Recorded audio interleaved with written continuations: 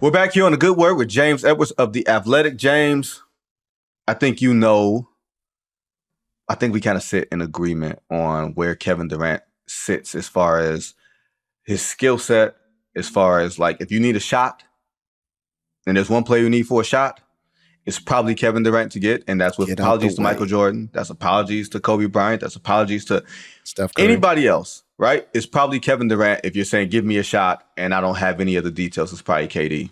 Mm-hmm.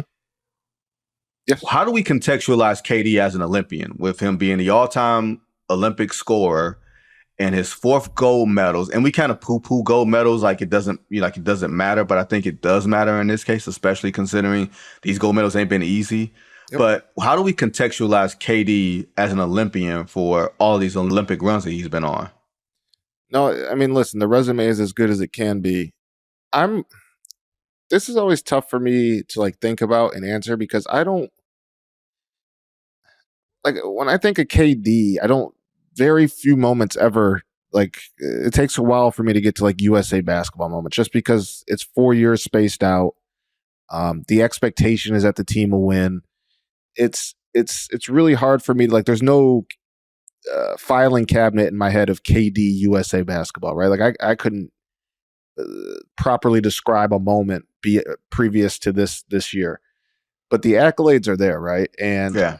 I think it's also a testament to a guy who has had some serious injuries and yet continues to play at a high level and continues to play regularly, right? Like he didn't have to play at this Olympics. Like I'm sure KD, as much as LeBron, could have used this time off, right? Like it's very much somebody who we hear it all the time. He loves to hoop, and that's why he was in Paris, because that's what it comes down to when it comes to KD. But I mean, I'm comfortable saying the best Olympian because the resume speaks for itself. But you could whoever the second best Olympian is, right? Like whether that's Jordan or even Melo, right, or whatever. Right.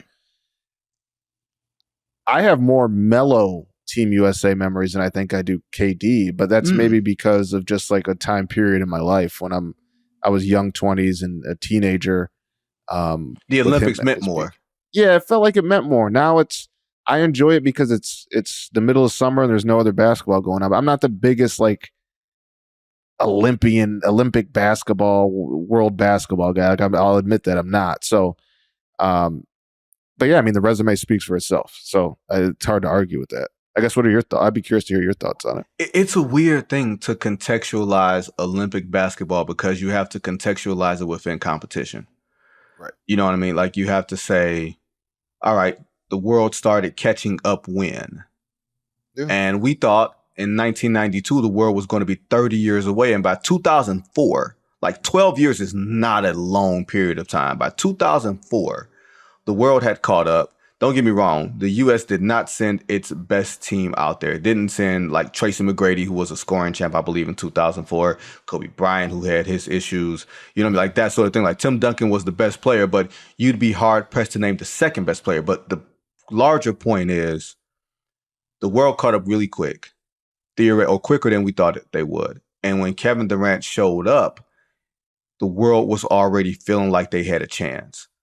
So in 2012, they thought they had a chance. 2016, they thought they had a chance. 2021, they did have a chance. And this year, Kevin Durant, as a graybeard, was the guy who you can argue the best stretch or the most critical stretch, with all apologies to Steph and LeBron, was against Serbia with KD hitting the first of 2 threes, Booker following it up. That was a 6-point swing in 5 seconds. And then KD's walk down left to right cross and pull, like the shot that basically, as soon as it left his hands, we said, oh yeah, that's going in. We all knew. That was the biggest play of this. Those were the biggest plays of this entire tournament.